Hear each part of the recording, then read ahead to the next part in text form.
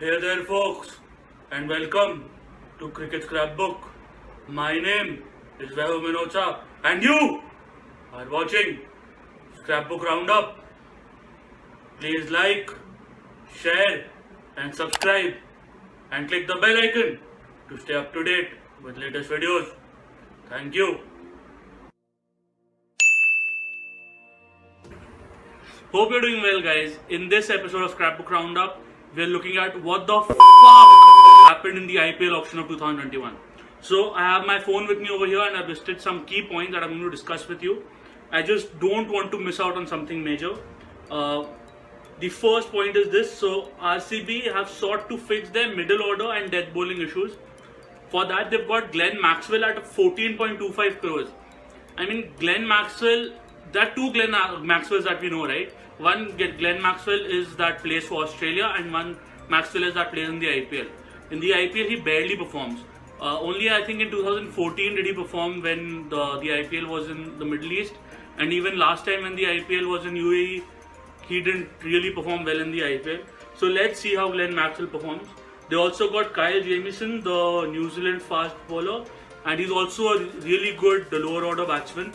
He's also quite tall. And they've got experience with Dan Christian.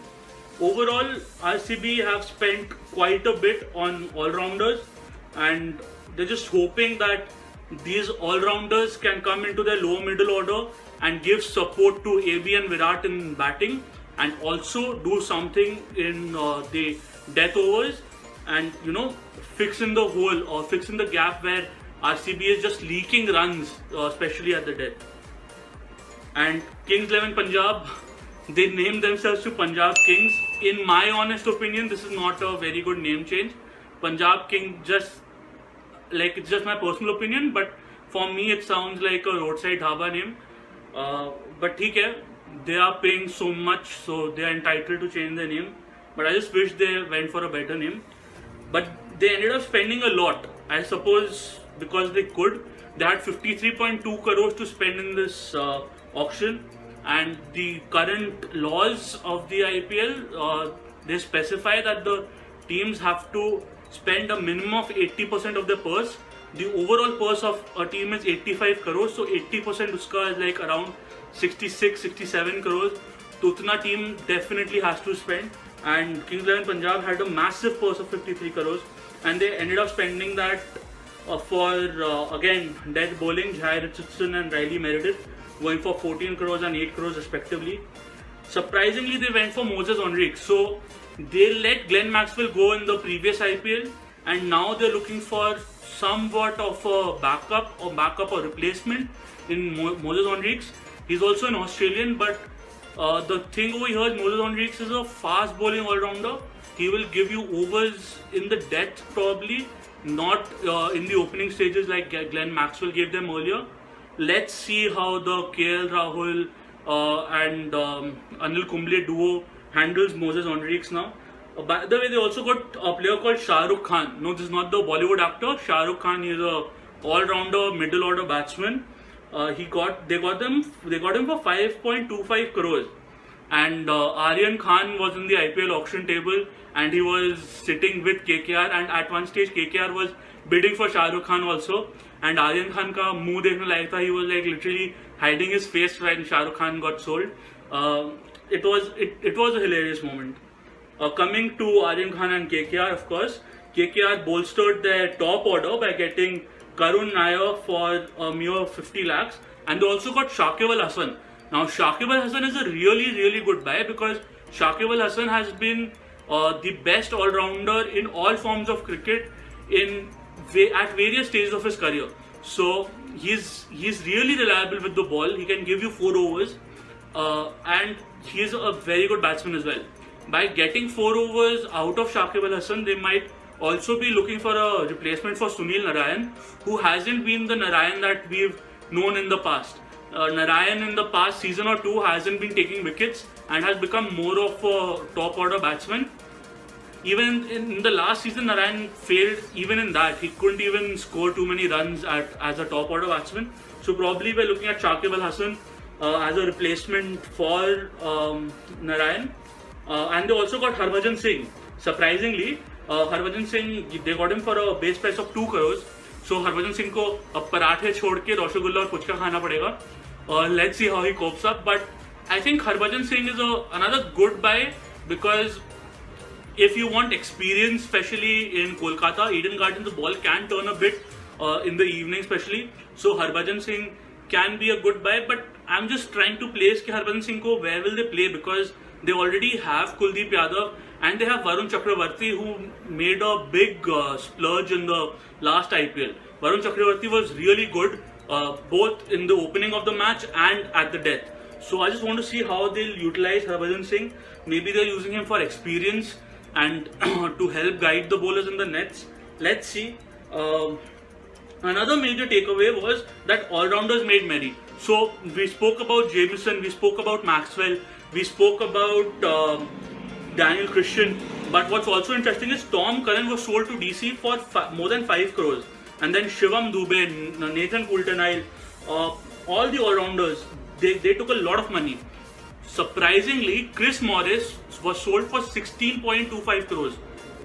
Just imagine 16.25 crores. That made Chris Morris the most expensive player in the history of the IPL. That was surprising, especially because RCB let Chris Morris go when they were paying 10 crores for Chris Morris last year.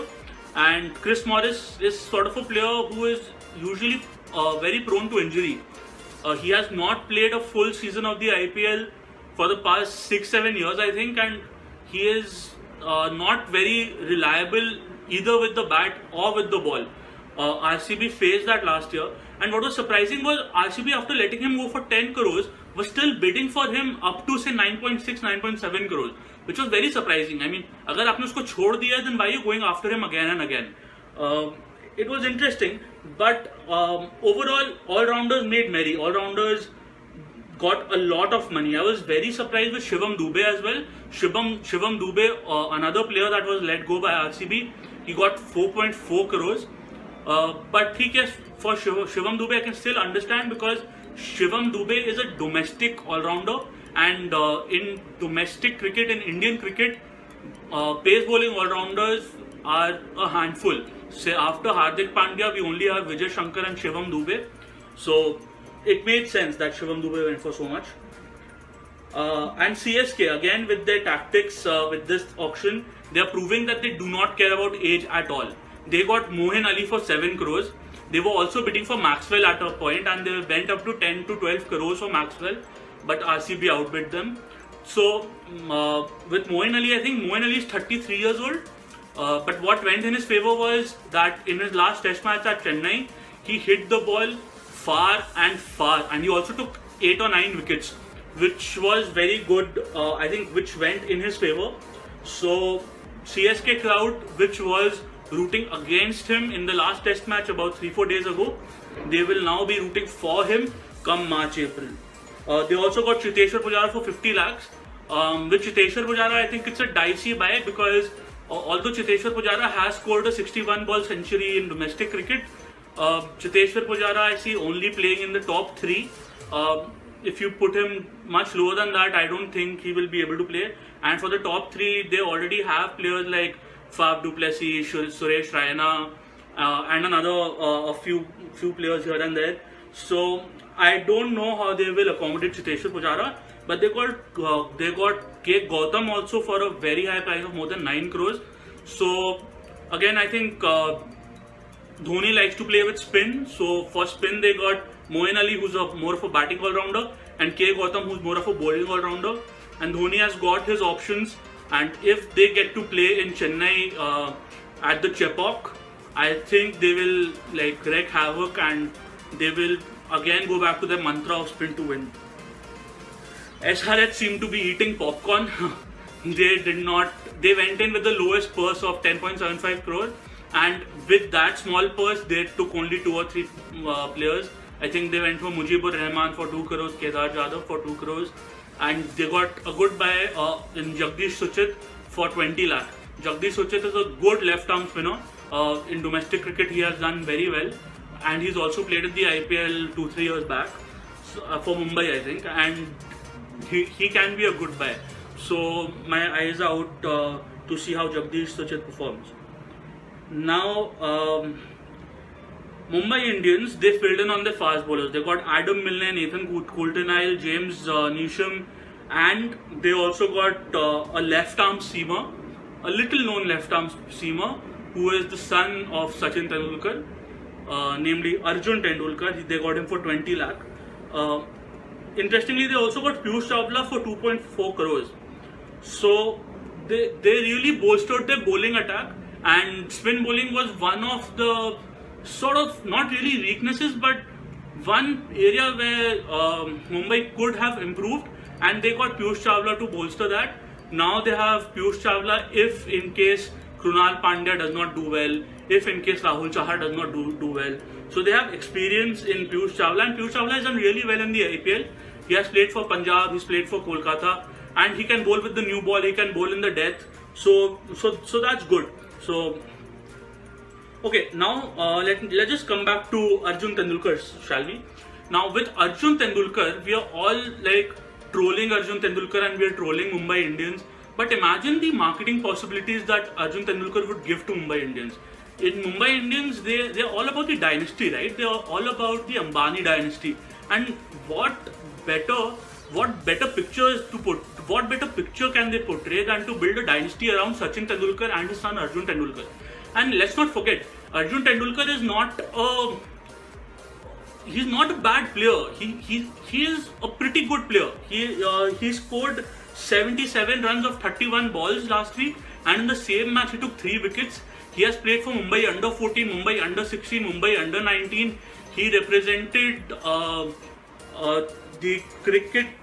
He represented CCI, which is one sec. Yeah, he represented the CCI 11 in January 2017, where they played against Australia, and he scored 48 as an opener there. And in the Cooch Behar Trophy of 2017-18, in 5 matches he took 19 wickets, which is really impressive. He also got a 10-wicket haul in one match. And so Arjun Tendulkar is not just a okay player. He is pretty good, and he's just what stands out is that Arjun Tendulkar is just 21 years old. He's just 21 years old. He has some of his best years of cricket in front of him. He has made his debut for Mumbai in the Syed Mushtaq Ali Trophy, and there are a lot of players in the current IPL for various teams who are not as good as Arjun Tendulkar and are playing in the 11.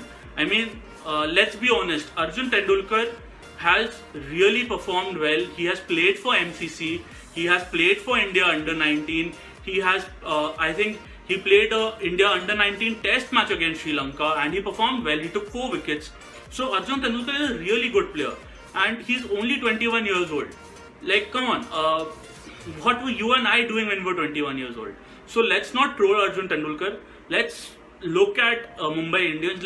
Let's see what they do, because Arjun Tendulkar, like all other players, he's entitled to try his hand at what he thinks that he can do. He's entitled to try. Whether he fails or succeeds, that's a different thing, but he's entitled to try. And if Mumbai Indians is giving him a chance for whatever reason, I think we should embrace it. We should see what he does.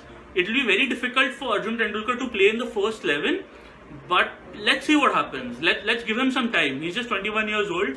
There's a lot of cricket left in him. I think Dhoni made his debut for the Indian team when he was 26.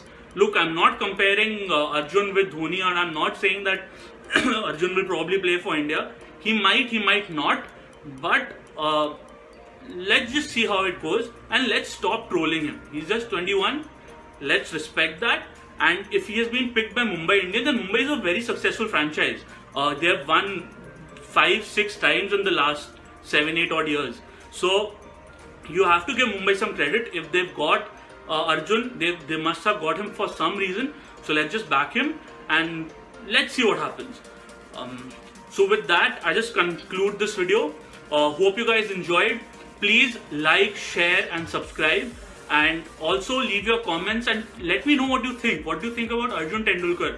What do you think about RCB's chances? Do you think RCB has filled in their gaps? Do you think KKR can go ahead? Do you think Mumbai will win again? So just let me know your thoughts and please like this video, guys. Show some love.